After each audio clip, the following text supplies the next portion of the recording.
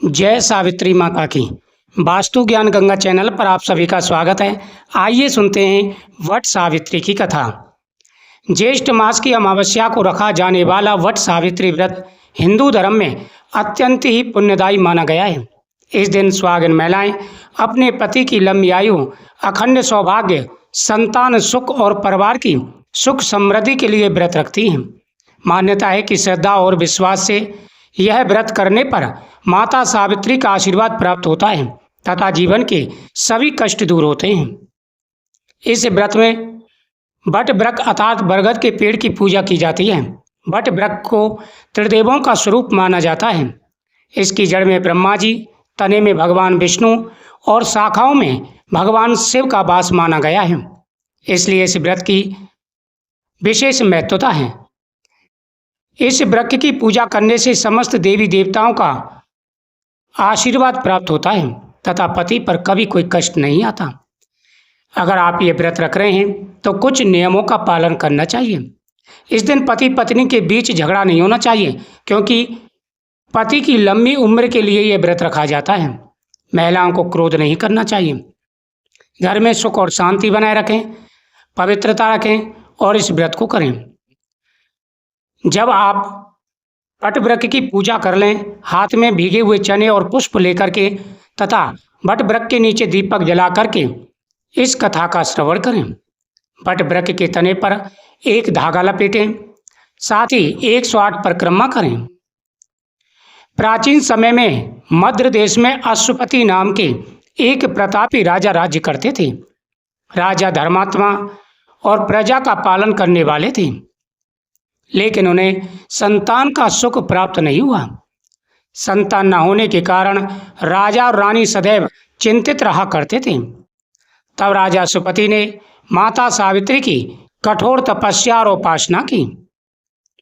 कई वर्षों तक तप करने के बाद माता सावित्री प्रसन्न हुई और राजा को वरदान दिया, उनके एक सुंदर, तेजस्वी और गुणवान कन्या जन्म लेगी। कुछ समय बाद राजा के घर कन्या का जन्म हुआ। माता के आशीर्वाद से जन्मी उस कन्या का नाम सावित्री रखा गया। सावित्री अत्यंत रूपवान, बुद्धिमान और तेजस्वी थी। जब वह विवाह योग्य हुई तो राजा अश्वपति ने उसके लिए योग्य वर की खोज आरंभ की, लेकिन सावित्री जैसी तेजस्वी कन्या के लिए कोई उपयुक्त वर मिला ही नहीं। तब राजा ने सावित्री को स्वयं वर चुनने की अनुमति दे दी। सावित्री वन वन घूमकर, हर राज्यों में घूमकर योग्य वर की तलाश करने लगी। एक दिन उसने वन में एक राजकुमार को देखा जिसका नाम सत्यवान था। सत्यवान धर्मात्मा, सत्यवादी और पराक्रमी था। सावित्री ने मन ही मन सत्यवान को अपना पति स्वीकार कर लिया। जब सावित्री ने अपने पिता को सत्यवान के बारे में बताया, तभी वहां देवऋषि नारद जी पहुंचे। नारद जी ने कहा कि सत्यवान सभी गुणों से संपन्न है, लेकिन उसकी आयु बहुत कम है। विवाह के ठीक 1 वर्ष बाद उसकी मृत्यु हो जाएगी। यह सुनकर राजा अश्वपति दुखी हो गए और उन्होंने सावित्री को दूसरा वर चुनने के लिए कहा, लेकिन सावित्री ने दृढ़ निश्चय के साथ कहा, आर्य कन्या जीवन में केवल एक बार पति का वरण करती हैं। मैंने सत्यवान को अपना पति मान लिया है, इसलिए अब मैं किसी और से विवाह नहीं करूंगी। सावित्री की दृढ़ता देखकर राजा ने सत्यवान के साथ उसका विवाह कर दिया। विवाह के बाद सावित्री अपने सास ससुर के साथ वन में रहने लगी। वह अपने पति और परिवार की सेवा पूरे मन से करती थी। धीरे धीरे वह दिन भी निकट आ गया जिसकी भविष्यवाणी नारद जी ने की थी। सावित्री ने 3 दिन पहले से कठोर व्रत और तपस्या आरंभ कर दी।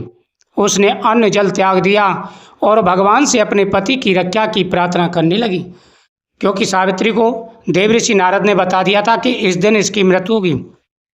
तो वह जो दिन था वह था ज्येष्ठ मास की अमावस्या, जिस दिन सत्यवान की आयु पूरी होनी थी। ठीक उससे 3 दिन पहले सावित्री ने व्रत रखना प्रारंभ कर दिया। सावित्री ने पूरे नियम के साथ में व्रत रखा और 3 दिन पहले से ही अन्न जल सब कुछ छोड़ दिया। जिस दिन सत्यवान की मृत्यु का समय था, उस दिन सत्यवान लकड़ी काटने वन में जाने लगा था। सावित्री भी उसके साथ चल पड़ी। वन में लकड़ी काटते समय अचानक सत्यवान के शरीर में तेज पीड़ा होने लगी। वह हक्कर सावित्री की गोद में सिर रखकर लेट गया। कुछ ही क्षणों में वहां यमराज प्रकट हुए और सत्यवान के प्राण लेकर दक्षिण दिशा की ओर चल पड़े। सावित्री भी उनके पीछे पीछे चलने लगी। यमराज ने कहा, देवी अब तुम लौट जाओ, यह संसार का नियम है। सावित्री ने विनम्रता से कहा, जहाँ तक मेरे पति जाएंगे वहाँ तक पत्नी का जाना धर्म है। सावित्री की धर्मयुक्त बात सुनकर यमराज प्रसन्न हुए और बोले, तुम सत्यवान के प्राणों को छोड़कर कोई वरदान मांग लो। सावित्री ने कहा, मेरे सास ससुर की खोई हुई आंखों की रोशनी लौट आए और उनका राज्य मिल जाए। यमराज ने तथास्तु कहा और आगे बढ़ी, लेकिन सावित्री फिर भी उनके पीछे पीछे चलती रहीं। यमराज ने दोबारा समझाया, पर सावित्री धर्म और पतिव्रता की बातें करती हुई साथ चलती रहीं। यमराज फिर प्रसन्न हुए और दूसरा वरदान मांगने को कहा। सावित्री बोली, मेरे पिता राजा अश्वपति को 100 पुत्रों का सुख प्राप्त हो। यमराज ने यह वरदान भी दिया, फिर भी सावित्री पीछे नहीं हटी। उसकी भक्ति निष्ठा और पतिव्रता धर्म देखकर यमराज अत्यंत प्रसन्न हुए और तीसरा वरदान मांगने को कहा। तब सावित्री ने बुद्धिमानी से कहा, मुझे सत्यवान से 100 पुत्रों की प्राप्ति हो। यमराज ने तथास्तु कह दिया। कुछ दूर जाने के बाद उन्हें स्मरण हुआ कि बिना सत्यवान के जीवन के सावित्री को पुत्र कैसे प्राप्त होगा। तब यमराज ने सावित्री की पतिव्रता शक्ति से प्रसन्न होकर सत्यवान के प्राण लौटा दिए। सत्यवान पुनः जीवित उठा। उसी समय उसके माता पिता को नेत्र ज्योति प्राप्त हुई। उसका खोया हुआ राज्य भी वापस मिल गया। राजा अश्वपति को भी संतान सुख प्राप्त हुआ। इस प्रकार माता सावित्री की अटूट श्रद्धा, भक्ति और पतिव्रता धर्म के प्रभाव से सभी दुख दूर हो गए। तभी से वट सावित्री व्रत रखने की परंपरा है। मान्यता है कि जो स्त्री श्रद्धा और विधि विधान से वट सावित्री का व्रत करती हैं, उसे अखंड सौभाग्य की प्राप्ति होती है। आयु, सुख और संतान समृद्धि सभी प्रकार की मनोकामनाएं पूरी होती हैं। इस व्रत से परिवार में सुख शांति बनी रहती है। जीवन के सारे कष्ट दूर हो जाते हैं। प्रातः काल स्नान करके स्वस्थ वस्त्र धारण करें। वट वृक्ष के नीचे जल, रोली, अक्षत, फूल और धूप अर्पित करें। कच्चा सूत या रक्षा सूत्र वट वृक्ष पर लपेटें। वट सावित्री की इस कथा का श्रवण करें। माता सावित्री और सत्यवान का स्मरण करें। पति की लंबी आयु और परिवार की सुख कामना की प्रार्थना करें।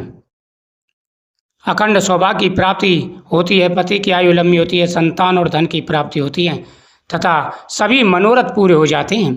यह व्रत सबसे बड़ा व्रत है।